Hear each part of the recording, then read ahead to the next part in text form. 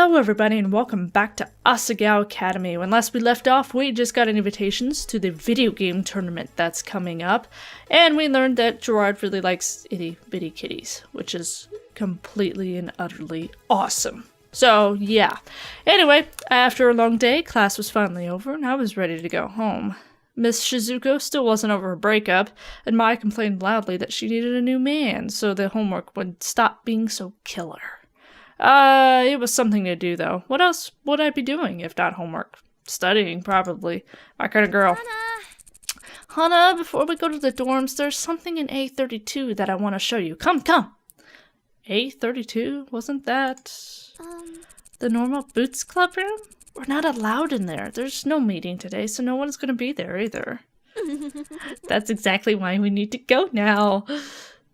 Mai grabbed my hand and dragged me through the halls. Mai, I don't know about this. What if someone sees us? If you act natural, no one will care. There's too many people around. Nobody will be interested in what we're doing. Mai was full of confidence that I wish I shared. I really don't think I'm comfortable with this. Mai stopped at the clubroom door, gently tugging on it. Yeah! Sweet! They left it open. She pulled me into the clubroom and shut the door behind us. It's in here. Here was a storage closet at the very back of the room, plain white cabinet. She stopped short of the door, looking expectantly at me. I tugged the knob, expecting it to be locked, like all storage closets were. The knob didn't move, confirming my suspicions. Relief swept through me. Well, darn, looks like it's locked. I guess whatever you have to show me will have to wait till another day, or maybe never. Oh, I know it's locked. That's why I have these.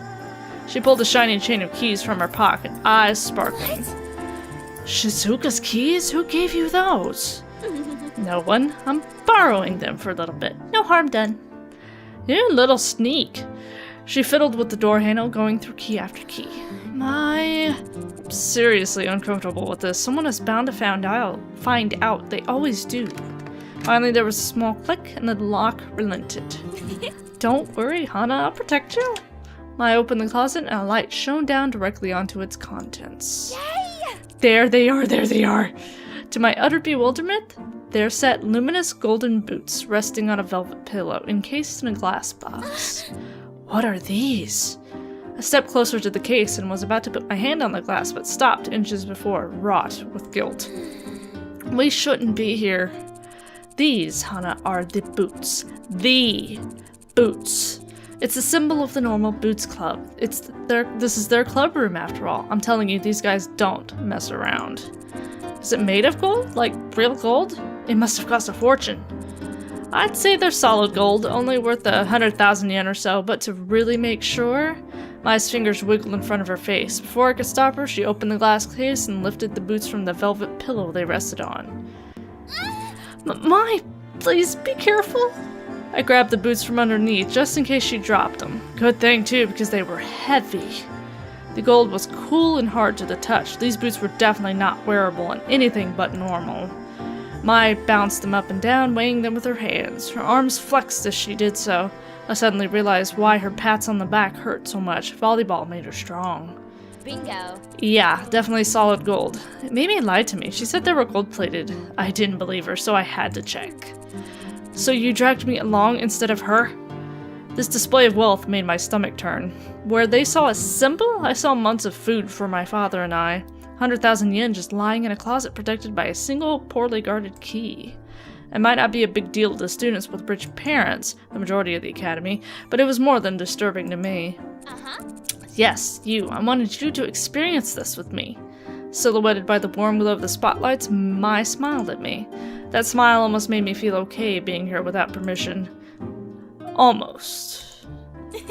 Plus, when we get caught, we'll be okay. There's no way they can punish you. They really like you. What? When we get caught? Really? The storeroom lights flickered on. We both turned abruptly, still holding the boots. Shane stood in the doorway. Not good. Maybe not that one. You. What are you doing here? That case is supposed to be locked. Well, it was locked. Mai! Shane. We're really sorry, Shane. We heard the boots were kept in here and we were curious, that's all. No harm done, right? Here, Mai, let's give the boots back to him. Yeah, I was just showing her we weren't suspicious. We aren't suspicious. You guys hide it away. How is anyone ever supposed to see it? That's not a way to endear yourself. She handed the boots to Shane, who placed them carefully back into the case, adjusting the pillow to the center. No. We hide it from people who aren't in the club, like you. Harsh. The case clicked shut. Shane, I'm sorry. Do not come back here. Get out of my sight. But I am containing my anger right now, but your continued presence is making that ever more difficult. I gulped. Mai and I dashed out the door. Shane slammed the door behind us. Do you think he's gonna tell the rest of them? I really hope not. I might have ruined my reputation with them. Sorry. I think you mean I might have ruined your reputation with them. She threw her head back and laughed, not quite grasping the consequences of her actions. You'll be fine. I'll even be fine. They're students just like us. It's not like we stole it. But Shane, he was really angry. That's just an act. Don't worry about it. Hana, I said I would protect you, right? Her words seemed genuine enough, but I had a hard time believing her. It was almost as if she planned for us to get caught. Okay. Good. Now let's head back to the dorms. That competition is tomorrow, and I do not plan on losing due to lack of sleep. The tournament. I completely forgot. Would they even let us participate, considering what we just did?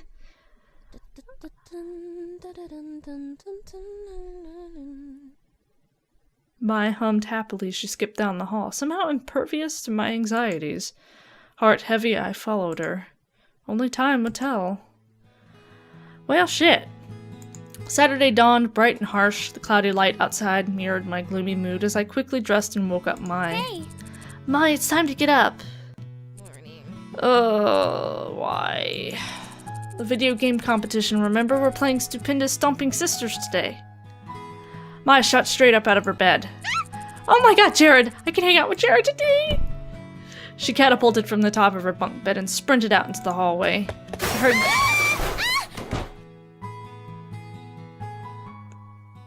Well then, I think massacred is probably a good, appropriate word for that.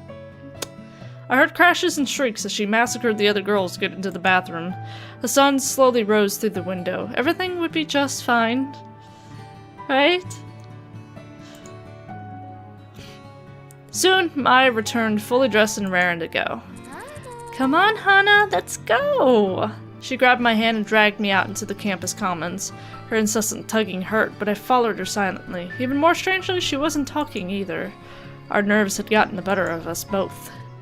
We wandered the halls of the boys' dorm, making our way to 402. The dormitory itself smelled awful, like stale Dorito chips. I wonder how I never noticed it and realized this was the first time I came on a weekend. Also, stale Dorito chips. If you have a dog at home, smell their paw pads. Because they sweat out of their paws, it smells like Doritos. Like stale Doritos. Seriously, just do it.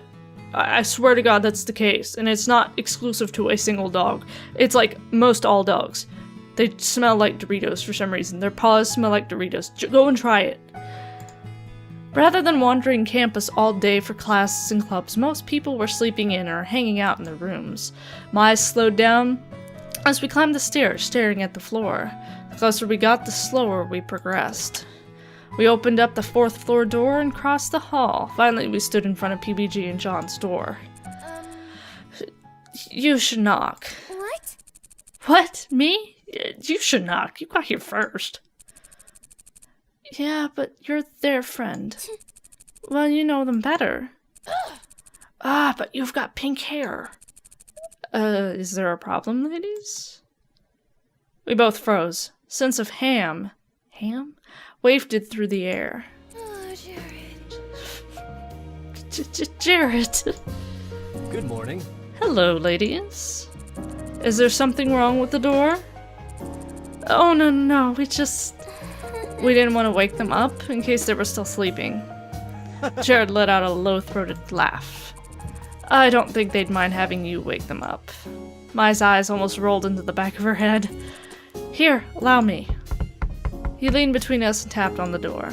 He was surprisingly tall, and being some 10 inches shorter than him, he towered over me. He looked down at me and winked. The door flew open. Hey. Hey guys, glad you can make it. We'll be a bit squished in here, but it's better than nothing. What, we couldn't get the classroom this year? I jumped. Shane stood behind me, expressionless. I didn't even see him come. Yeah, turns out Hit and Block decided to book it for the same day. Wonder what for? John snorted somewhere in the background. I'm not sure your room is better than nothing. Oh, Shane, with the zingers. That wasn't a zinger.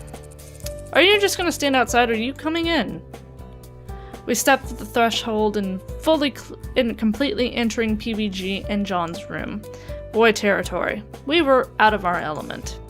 Maya had never been in the room before and she glanced at the walls, shelves, and desks like a manic squirrel.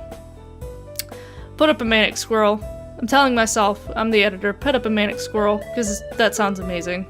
Yeah, there needs to be manic squirrels around this room. At least a few. Just cuz. Her eyes gleamed, and I had the sneaking suspicion she was making note of what she saw for her own nefarious purposes. I didn't read the rest of that, but okay. Rather, I didn't want to know. What's up? Go on, take a seat. Anywhere? I looked to my left and saw boxers lying on a desk chair. Blood shot into my face. Oh my god, they wear underwear. Were they used? PBG followed my gaze and turned red. Let me clean up a bit. Pigsty. Do they have pigsties in England? Everything in America is derivative of England. But we're in Japan. Shane looked at me blankly. Man, we're so lucky the Wii U has an 8-player stomp. I'm excited to crush you, Shane. John sucks. John sucks.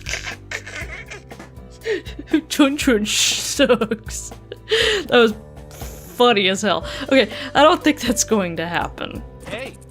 Hello, guess who's here? Gerard entered without knocking, a bright smile on his face. Hold on. What? Oh man, Shane got here before me. Did you fail to see me leave? Yeah, whatever. I was hoping you were in the bathroom or something.